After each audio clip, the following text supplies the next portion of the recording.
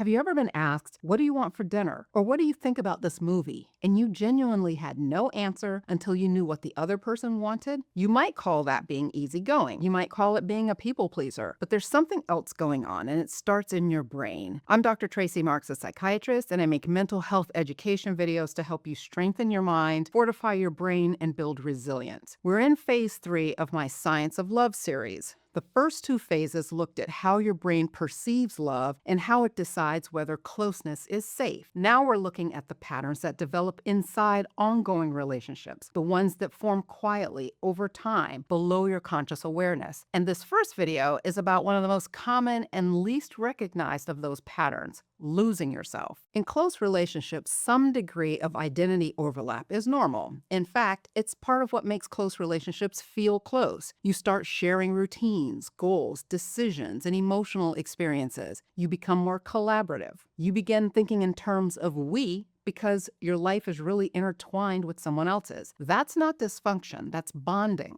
Clinically, we refer to this as self-expansion. The idea is that close relationships broaden your sense of who you are. Another person becomes part of your lived world, and that changes your experience of yourself. At the behavior level, that might look like taking an interest in things you would never have explored on your own, or becoming more open to experiences because of the other person, or just naturally including them in your plans. All of that can be healthy and adaptive. But the problem begins when shared identity starts crowding out your individual identity. Clinically, we call this enmeshment. Enmeshment happens when the boundary between your inner world and your partner's inner world becomes so blurred that you lose reliable access to your own preferences, your emotions, or your own needs. And it's not a dramatic transformation. It happens gradually, interaction by interaction. You don't just expand, you disappear. There is a brain basis for this. There's a region of the prefrontal cortex that helps organize information about who you are, like your values, your preferences, your perspective, and your internal sense of self. In healthy, close relationships, this part of your brain begins to represent your partner as part of your self-concept. Their well-being starts feeling relevant to your own. Their emotions register as something you care about.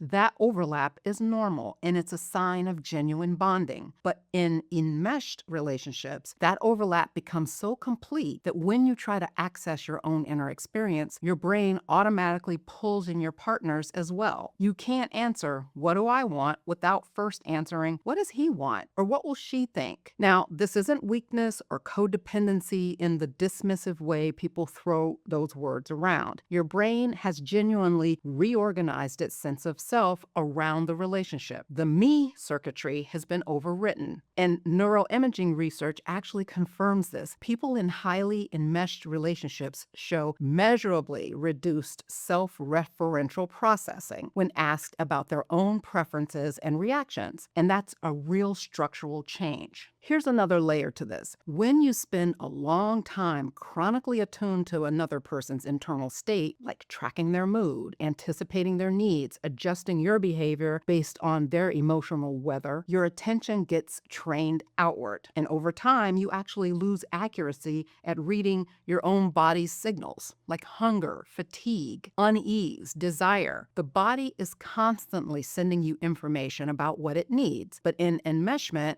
you've been so occupied reading someone else's signals that your own start to get missed. Think of it like this. Your body is sending you constant text messages. In enmeshment, you've been so focused on reading someone else's messages that your own inbox stops getting checked. The messages are still coming, but you've stopped being able to hear them clearly. This is why people who've been in enmeshed relationships often describe feeling disconnected from themselves, not just emotionally, but physically. They don't know what they're hungry for. They can't tell if they're tired or sad. They've lost their own signal. And it sounds dramatic, but it's just what happens when your attention has been consistently pointed in one direction for a long time. Now, here's what makes this pattern so hard to catch. Enmeshment looks like love. From the outside, being totally focused on someone, making their happiness your central concern, organizing your life around them, that looks like devotion. And from the inside, it can feel that way too. It's only when someone asks you a direct question about yourself that the gap becomes visible. And even then, many people interpret that gap as something admirable. I'm just a selfless person and make relationships relationship's a high priority. Let me give you an example. Renee is the person in her friend group who remembers everyone's preferences, notice when someone seems off, always knows what gift someone would actually want. She's been with her partner David for 4 years. She loves him deeply and would describe their relationship as close. But when a friend invites Renee on a weekend trip, her first thought isn't, do I want to go? Her first thought is, would David be okay with that? She checks the calendar, not for her own schedule, but for his. Even though she wants to go, she turns down the trip because managing David's potential reaction feels like too much energy. And when her friend asks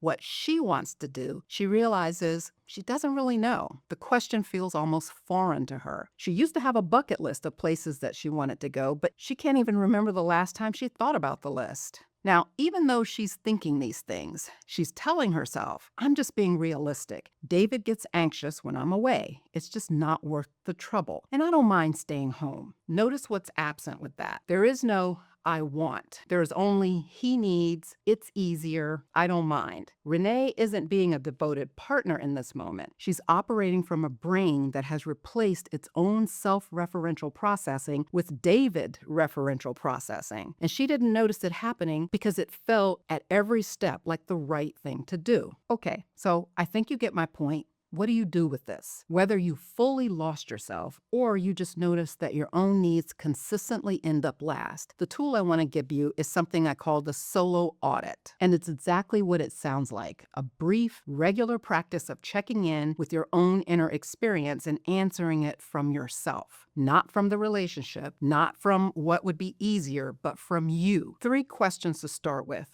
First, what do I actually want right now? Not what would make things smoother, what would avoid conflict, but what do I want? Second, what's happening in my body right now? Am I tense, tired, calm, hungry, unsettled? Third, what's an opinion or preference that I hold that I haven't expressed recently? These questions sound simple, but if you've been in an enmeshed pattern for a while, you'll notice that answering them without looping back to your partner takes real effort at first. And that effort is the practice. You're rebuilding the habit of consulting yourself. And I want to be clear about what this is for. The solo audit is not about pulling away from your partner. It's not about becoming less invested in the relationship. It's about having something real to bring into it. You cannot fully show up for someone else if you've evacuated yourself from the equation. Recognizing your own signal isn't a threat to closeness. It's what makes genuine closeness possible, because real intimacy requires 2 people,